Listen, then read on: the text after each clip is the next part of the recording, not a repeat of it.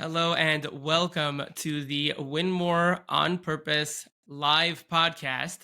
Sorry for the delay. There seemed to have been a technical difficulty with getting things running. Today we have Ari Zoldan with us on singing in business, how to speak properly so your sales don't fall flat. The agenda, for those of you who don't know, today we're going to have a conversation. Me and Ari, we're all here learning together. Write down those questions. There will be a Q&A at the end. For those of you who are here live, you can put into the chat, where are you focusing in your business right now? Perhaps where it is that you're coming in from, or what it is that you do. And for those of you who don't know me, my name is Yaacov Steinberg. I'm a sales coach. And when I first went into the space about almost 5 years ago now, I noticed that people were able to get to 6, 7 figures on their own. They're good at what they do. They're passionate. Some put along the way, they learned how to speak to people.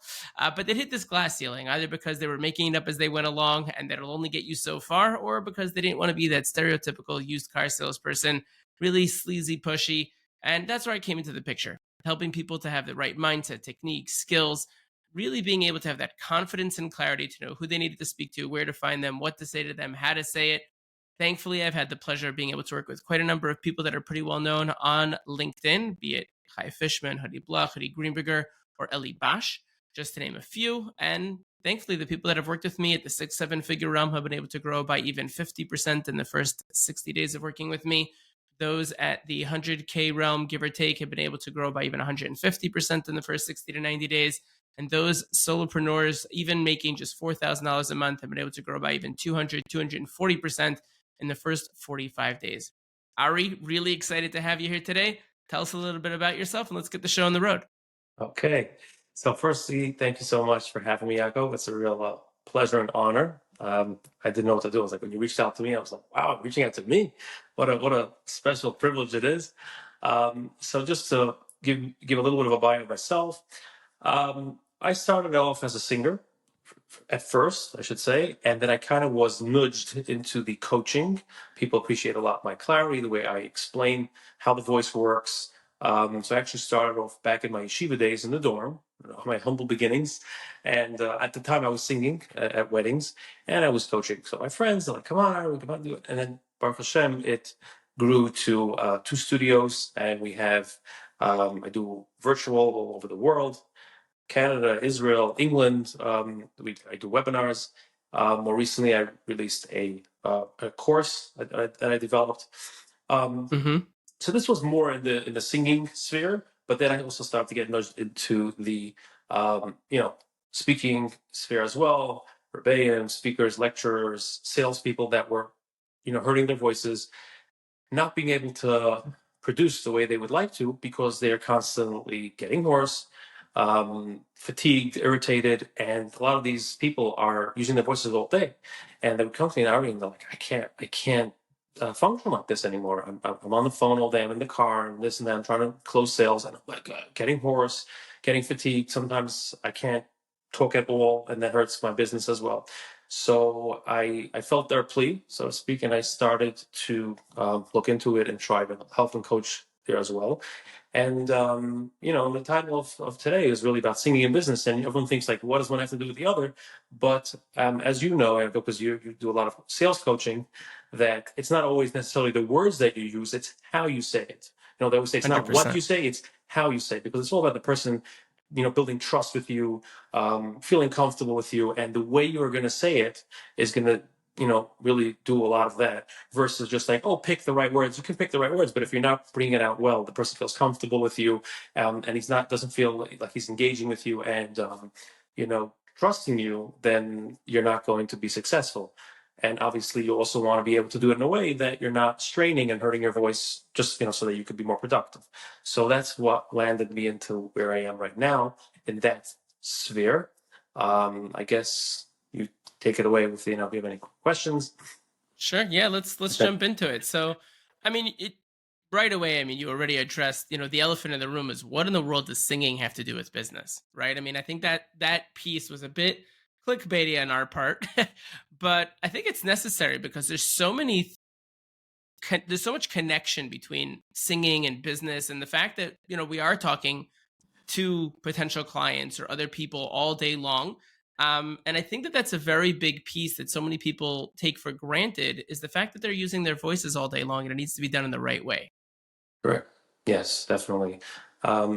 People just skip over it. And I have this a lot with, when I started first coaching for singers, people would look at it like, yeah, you don't see your voice. It's somewhere in here. And you think it's just like, yeah, it works. Just push it, like almost Right. like as if you put a quarter in and it just starts to work.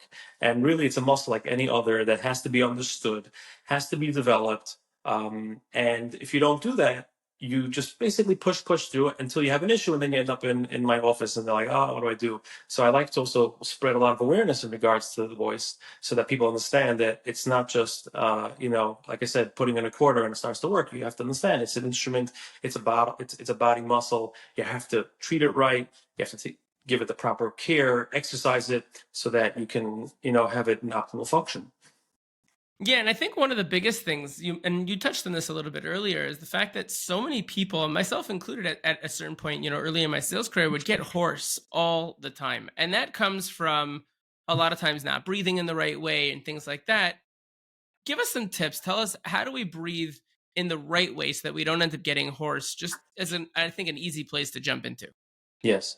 So breathing is the first area that I look at when a client comes to me, whether he's singing, speaking about tefillah. And the reason for that is the voice, the way it functions is it has kind of like a foundation to it, a generator, I like to call it.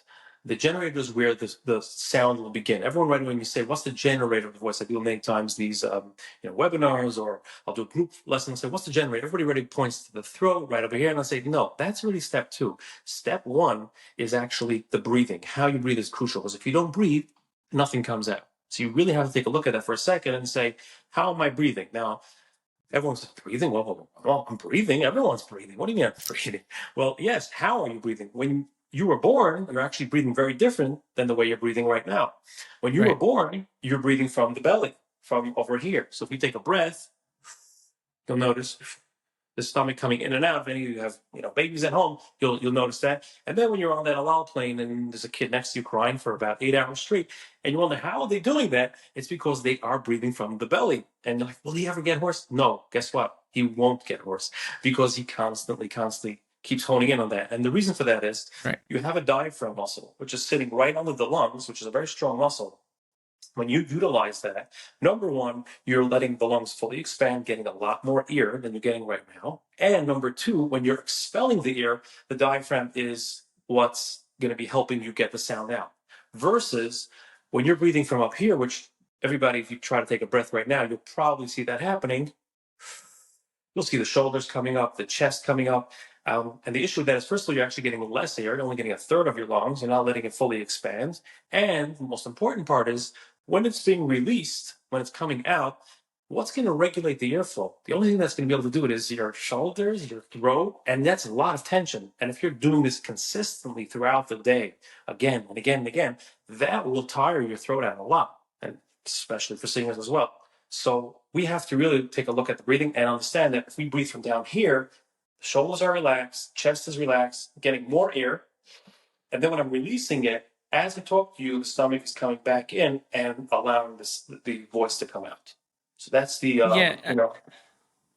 Yeah, and I think that so many people, like, when you're in the singing space, you hear this, and I'd heard this years ago. And at this point, I mean, it's one of the things I think that also helped me with my own voice was, singing, obviously plays, that's where most people hear about this concept, right? Oh, look at a baby. And it's an example that I've heard given many, many times. But when it comes to, this educational piece that you're talking about, I think you're so right that so many people don't realize. And it's just a simple switch. I mean, you have to get used to it, obviously, because you're going to find yourself automatically falling back into what you're used to. But at a certain point, when you really get proficient with it, like, I don't even realize that I'm doing it until you said something about it, and then I'm like, oh right, yeah, that's how I breathe, right? And anybody who has been watching me will notice my shoulders don't go up and down. It's because I'm not breathing from my upper diaphragm. I'm breathing from my stomach and allowing so much more air to go through. And I think another piece that plays a role there is, because you do get so much more air breathing in that way, you're actually able to pause at the places that you need to, right? yes, So the way that a sentence is built, it's built with a comma for you to take a breath and then to correct. finish the sentence. Many people don't ever make it to that comma because they don't have enough air to actually get there. So they always sound like they're swallowing their words as they're talking because they're just trying to catch up. And instead, if you were to just breathe in the right way, so then as soon as you get to that pause, you take a breath and then you're able to just keep going. Right. You're so right about that. I was actually, that was my next point that I was going to make, is not only taking breaths, but also taking enough breaths. Many times people look at the voice like a car. You just drive, drive, drive, drive, drive. You're at empty and then you fill up. When it comes to the voice and breathing, it doesn't really work that way, because as soon as you start getting to the bottom of your tank, when it comes to the ear, so to speak, the tank of air, you start to go into like a self-preservation mode, like, yikes, I'm starting to run out of air. So if Right. you wait to that point, you start to get tight. So many people, even guys who are on the phone and they're talking a lot, they don't think about it. They'll just go, hi, what's, and then they get into this like rut of pushing the voice, jamming it up, not getting the ear that they need, and then they get stuck, versus just being a little bit cognizant about it and taking those breaths. We have it with singers for sure. Bali Kurga actually have that a lot, because they let them, they're trying to finish the parsha pretty quickly. Right. And that's just one little tip that I've given some of them, and they're like, wow, their laning has transformed completely. Just don't wait till you're at the bottom, because then you got to then you end up missing the exit and you're stuck on the side of the road, and then you're really in trouble. So yes, Right. taking those breaths. So you start going there. Don't wait till you're hitting the bottom. You're right here. You're going to fill up. Don't wait till the end. And the other thing I wanted to mention also is the entire dynamic should be with the breath, releasing it while you speak. Many people don't think of that they are speaking on stream of air. Rather, they push and jam out the voice. So they'll be like, hi, how are you? Versus, Right. hi, breath, how are you doing today? It's a pleasure to meet you. They are almost like in a sigh kind of position. I would say, think of the jacuzzi. It's a good exercise. You're sitting in a jacuzzi and bubbling, you're relaxing, you just go, how easy and effortless the ear and the voice comes out. You can talk like that Right. also, where you start to feel fatigued. It's a great way to, reset your whole system. Oh, so I wanted to mention that, I'm bringing out the ear versus pushing from the bottom and like kind of squeezing my voice out. Right. I think one of the we see this a lot. I mean, in my previous life, I was a swimming instructor. So I mean, we talk about this a lot in swimming, right? Because as you're swimming, what a mistake a lot of people do before they actually learn how to swim is they hold their breath while they're moving, and then they get to a point when they're ready to breathe, and they have to breathe out and in at the same time. They have to push everything out and quickly breathe in so they can keep going. So like you'll see like really new swimmers, they'll stop halfway across, Right, right? And you're like, why are they doing that? It's because they can't do both at once, right? They right, can't. So in reality, when we teach swimming, um, you're constantly blowing out of your nose as you're swimming, and then when you come up, all you're doing is sucking in air, which allows you to go through that process much more smoothly, similar to the way you're saying. And I think that that touches, directly into the next point, which is we're looking for a seamless process, right? And part of that is talking in a way that's going to be compelling to other people, right? And one of the ways that you and I had discussed this earlier is with resonance. And I think a lot of people don't understand, they probably have never heard that word before, but tell us a little bit more about what does the word mean, as well as how does it apply to people when it comes to their sales and when it comes to running their business. yes. So resonance is a big factor in all of this. Think of, this is the first example that I give all my students when they come in. Think of an acoustic guitar. So you have the generator of the sound, which is me, my hand and the pick going against the strings. That I would compare in the voice to the generator that we spoke as the breathing. Then you Hmm. have, back to the guitar, you have the strings will then vibrate. That's going to be our vocal cords. And then we're talking now about resonances. Resonance really means that it will, just like with the guitar, right? So the guitar will resonate in the body of the guitar before it comes out of that hole. And your body also, it resonates before it comes out. So, and that'll make, a huge difference in what you sound like, whether you're, speaking, singing, whatever it may be. So for example, when you're on your low notes, if you put your hand on your chest and you go like this, you'll feel a vibration over there. And that's your chest. We call this actually chest voice. But it Right. resonates in different areas in your body. It can resonate in your mouth. And that's going to sound like this. Oh, just my mouth. And I can resonate in my nose. You see that? I'm using we call it nasal pharyngeal cavity over here. So you can actually kind of move your voice in different areas to sound more interesting, more compelling, and also to project. If, let's say, someone wants to speak, give a lecture about something to his to his clients or to his staff or whatever it may be, he has to be able to project. Now, if you're not resonating in the right place, then you're going to have a hard time getting your sound out. So Right. what I see many times when it comes to resonance is many people, I call it, they do it in the throat. So they'll be like, over here, hi, how are you? And they're almost like, they sound like they just woke up. Versus if you bring it up here a little bit, almost like we call it speaking behind the cheekbones. Hi, how are you? What's doing? I can project. I sound awake. I sound alive right now. Versus in the Right. throat, where am I now? So this is where resonance comes in. Right. And I think that it's so important because like people are going the same way that, one of the things that we teach salespeople is you want to make sure that you're smiling when you're talking to people. Right. And the reason is because right now, as I'm not smiling, you can hear my tone is in one place. But as soon as I start smiling, you can hear it. Even if you're just listening to the audio, you can tell that my voice has gone up a notch. Right. And that's a very easy place to hear the difference in that resonance. Right away, I sound much more compelling as soon as I'm doing that smiling. And it's just a much more upbeat tone to the whole thing that plays a role there. And another piece I think that's very interesting is when we talk when you just mentioned right now was when people are talking at that lower octave, I guess I'll call it. um a lot of people, I find, they think that it's better to talk in a lower key when in reality that might not be the case. Yes. Yeah, so you're touching a very, very important piece. I'd say this is probably one of the number one areas that I find when a client comes to me, whether it's Rebbeim, speakers, guys in sales. There's this misconception of like, stay safe. Like, they say if you don't know what bracha to make a low one. Just like, go down. Don't go too loud. Whisper if your voice is not good. It's actually the opposite. When you whisper, you're actually hurting your voice more than doing good because you're And you're putting increasing a lot of stress. airflow and putting a lot of stress on your vocal cords. Same thing when it comes to speaking. If you go very low, speak back to that little piece of resonance, you begin to resonate very much down here in the chest and in the throat. You can't project there. So to make up for the lack of projection, you're going to end up pushing the voice and actually straining. Versus if you go slightly higher, a little bit higher, your voice gets a little bit brighter and more projectable, if that's such a word we could use, and then the other person can hear you and you sound awake and alive. So it's very important when it comes to keys to play it in that middle ground, because you don't want to go too high either. But then you start to sound whiny. And you get a guy who calls out like, "What's doing? Yeah, what did it talk?" Like, whoa, like was this Bugs Bunny? Just very whiny, very annoying, and not not fun to listen to. Or you can go very low and then the guy can't hear you and then you sound underwater also. So I always say you want to stay somewhere in the middle. So whatever your speaking voice is, you want to go slightly above it. So if you would just say, hello, I'm right here. Don't talk that way when you're on a sales call. Hi. You can go a Right. little above it. Hi, how are you?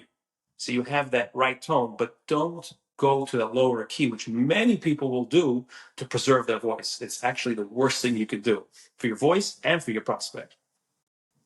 Yeah, and I mean, I've seen this again. I'll just use myself as the example.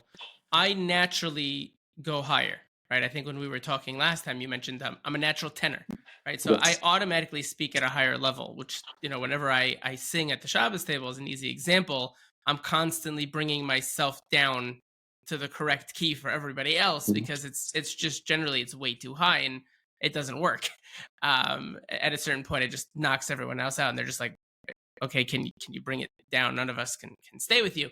And this, it in reality, when we're singing, right, it plays a big role, right? And we keep coming back to this because which is the reason we named it this. But when you're singing in a certain way, there's that melody, right, that you're following that allows people to enjoy the song and allows it to really connect with people. When we talk, there's a similar process that's happening as well that'll only happen when you're in those higher notes as opposed to when you're talking in that lower key. Would you agree with that? That it's better when you speak in a higher key. When you're speaking a little bit higher as opposed to that lower part, which is what you were just saying, there's more of that melody there that'll keep people engaged. Yes, yes, definitely. So melody is a big one, and that's like really what our topic is. Everyone says, singing business. People are asking me, Ari, what's the connection?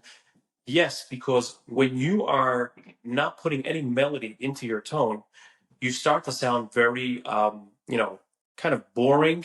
And there's this saying that I heard once from a very big, speaking coach.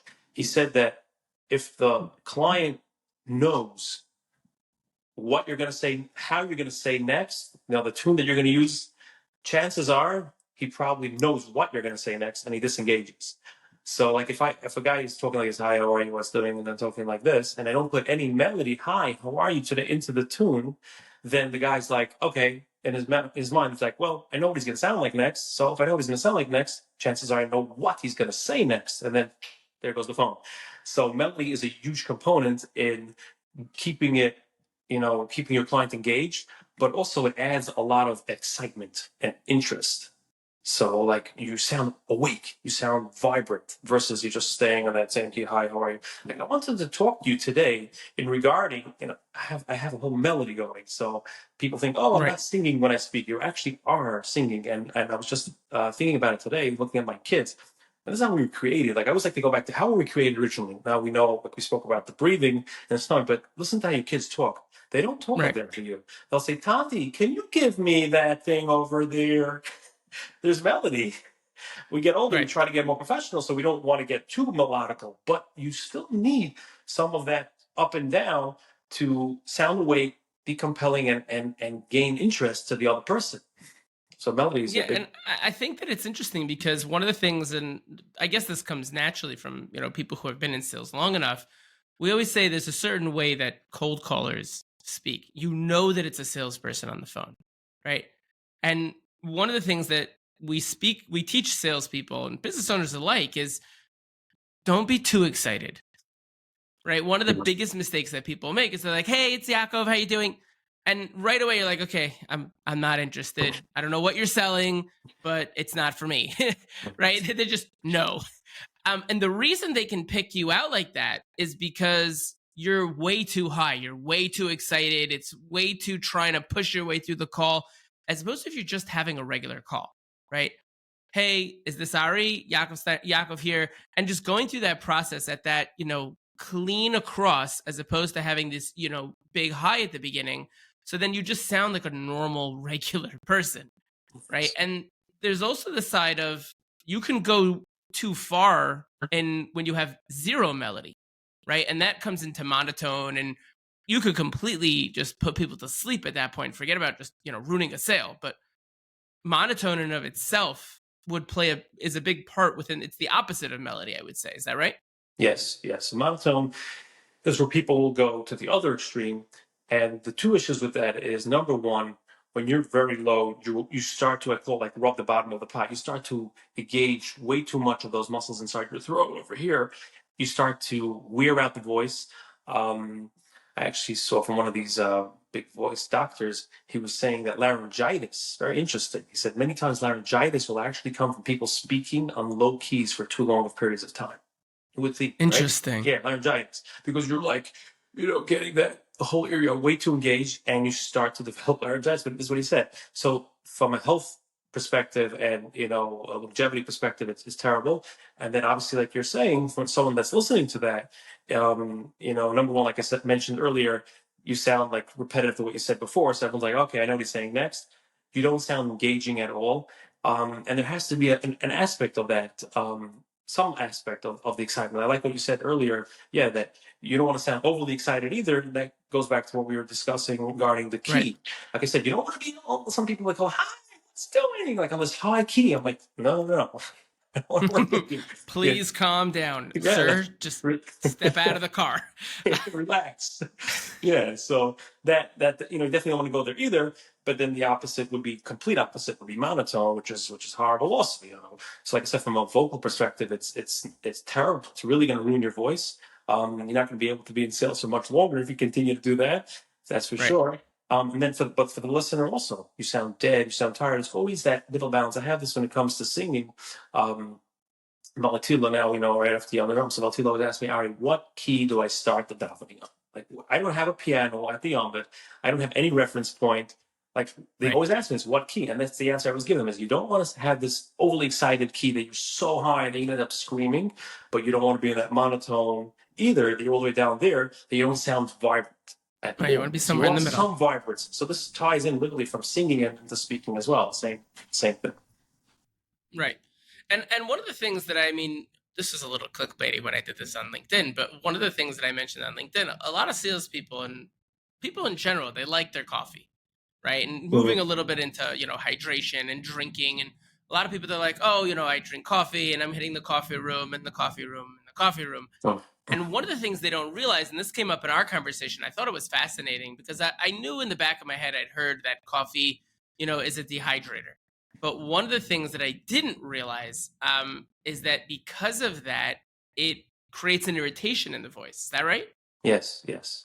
Um, I always say about 60% of our bodies are, is made up of water.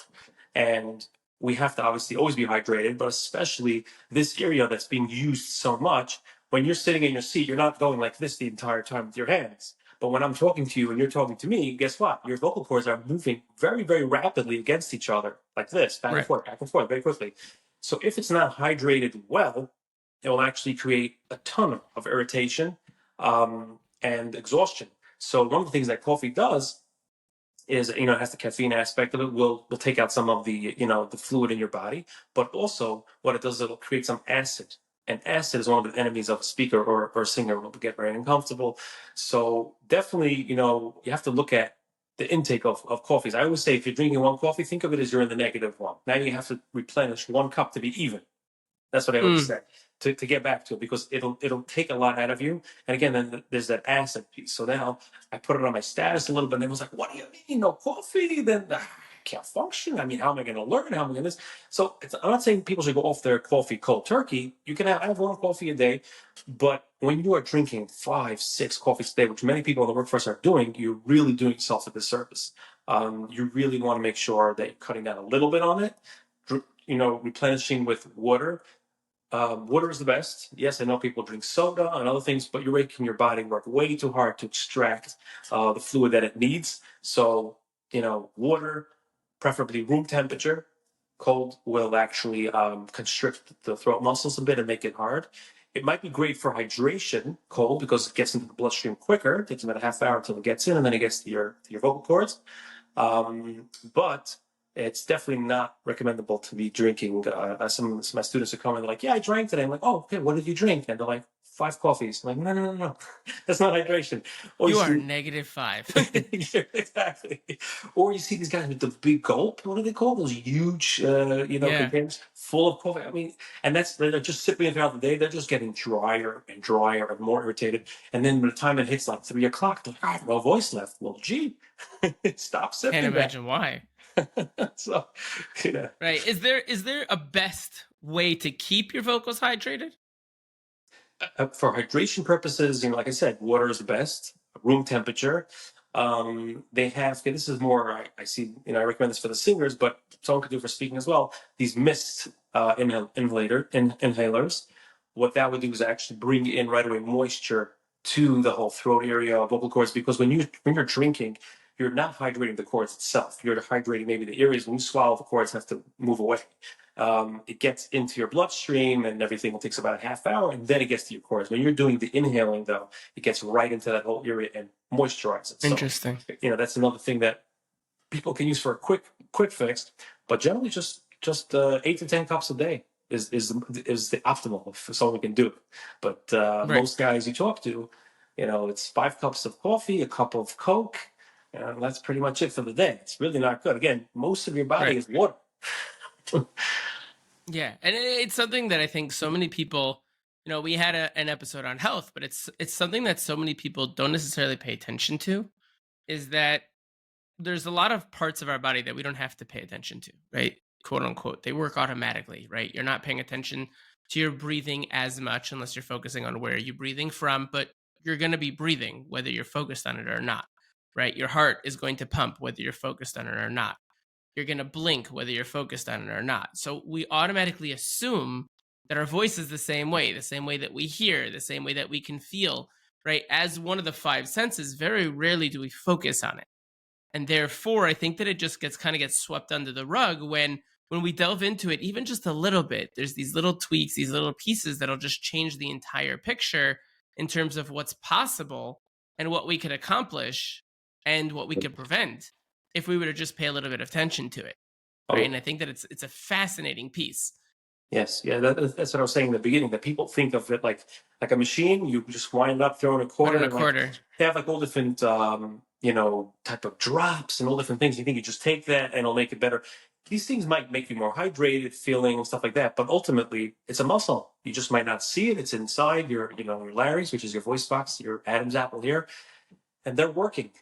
They have to be kept, have to have a good upkeep. They have to be hydrated. They have to be coordinated properly. Rest is a very big one also.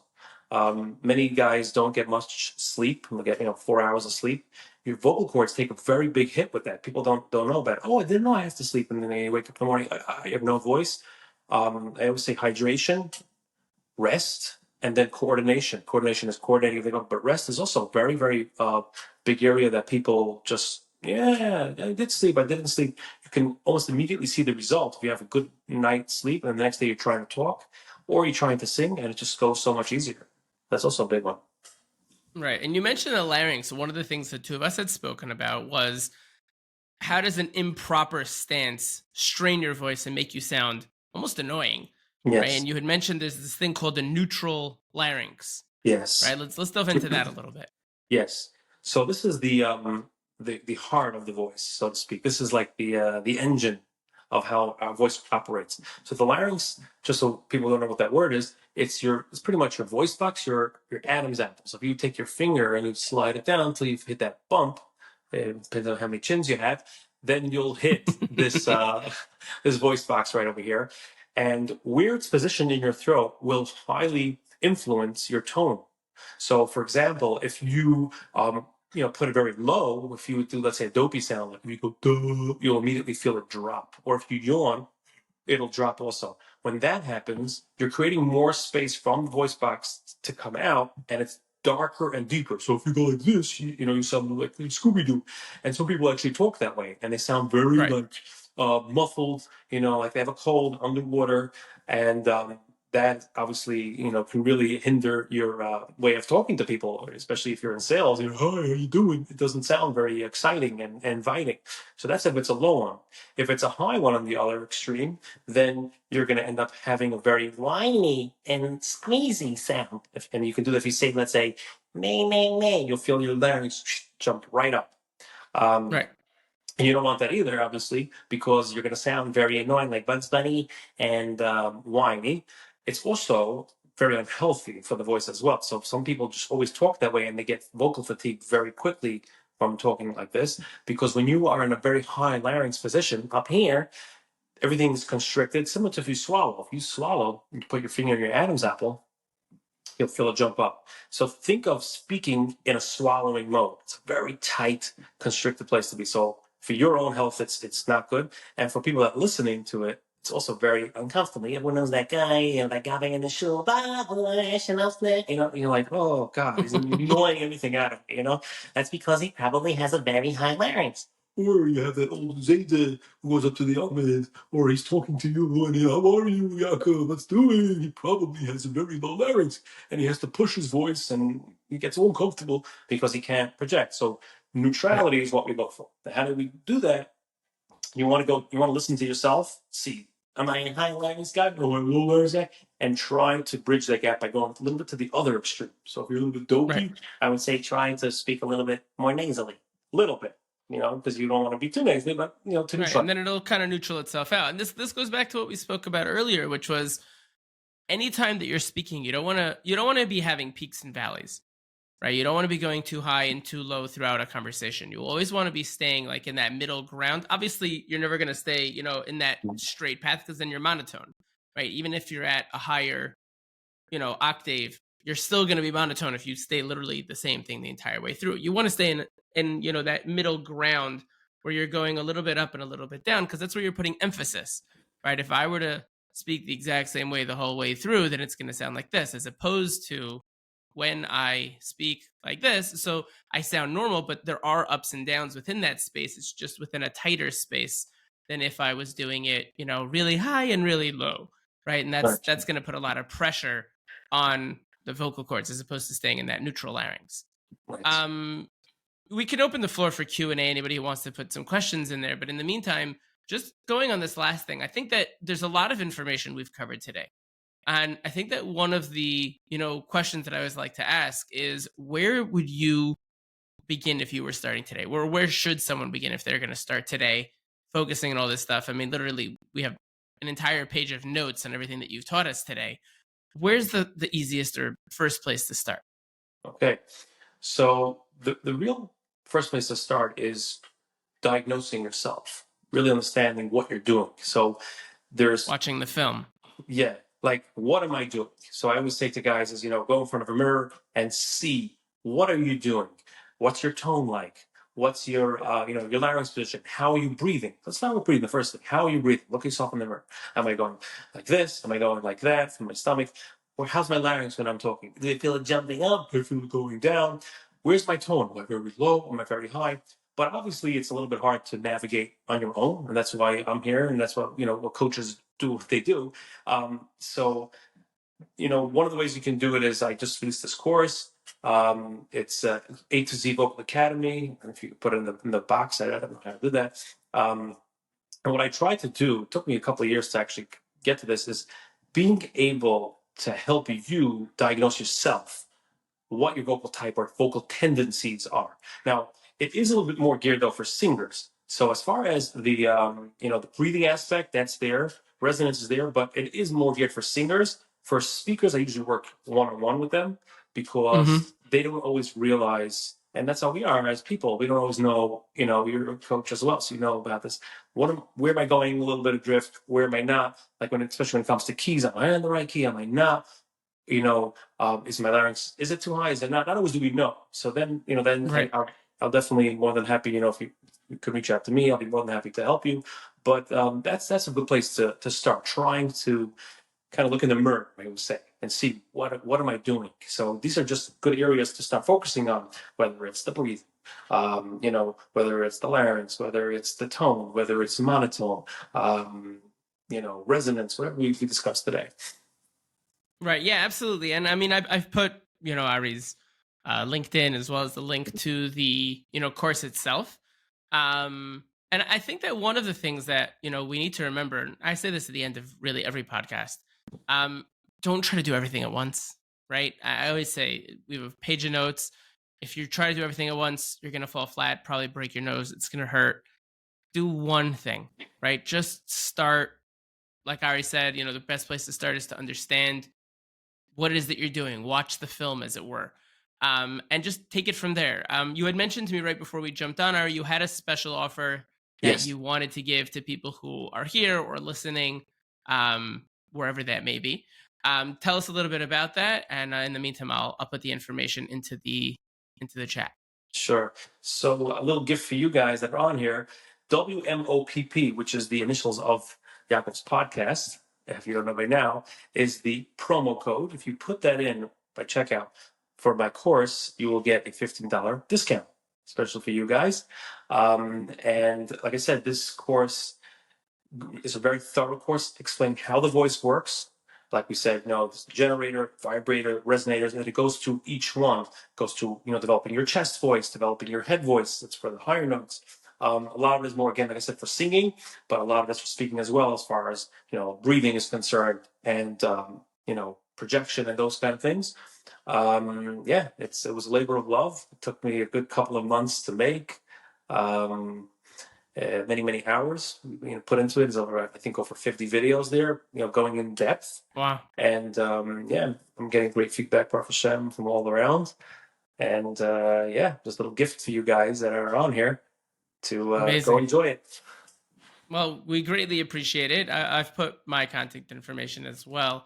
But yeah, just I've seen some of the amazing reviews, and I've had the opportunity of speaking to Ari before multiple times, and I can definitely say for those who haven't been convinced by the end of this podcast, he really does know what he's talking about. That's you. Um, but no, absolutely. A little plug. But ultimately, at the end of the day, I mean, look, it's really about trying to take one step at a time, right? In doing so, as Ari said, you could feel free to reach out to him. Myself, if you loved this podcast, we're always trying to talk about things that are timely, interesting, that you can add to your skill set toolbox. If there was something specific that you wanted to talk to me about, my contact information will be in the description. It's in the chat. You can grab even a 30-minute free strategy session to take your sales game to the next level, talk about what we spoke about today or anything else really. And it's really just about trying to take those baby steps, understanding what it is that you do, how you can, continue moving forward, getting better. And who knew that it was a lot more complicated than we realized when it comes to, even just having a sales call or having a conversation with anybody, that there's going to be those little ups and downs. We want to see, hills and, little patches as opposed to, mountains and valleys. But Ari, it's been an absolute pleasure. Thank you so much having you on. I definitely gained a tremendous amount from our conversation, so I greatly appreciate that. And to everyone else who's here, have a great rest of your day, and thanks so much for being here. Thank you for having Take me, care. Yaacov. It was a privilege. Thank you. Thank you. Take care, and have a great rest of your day, everybody.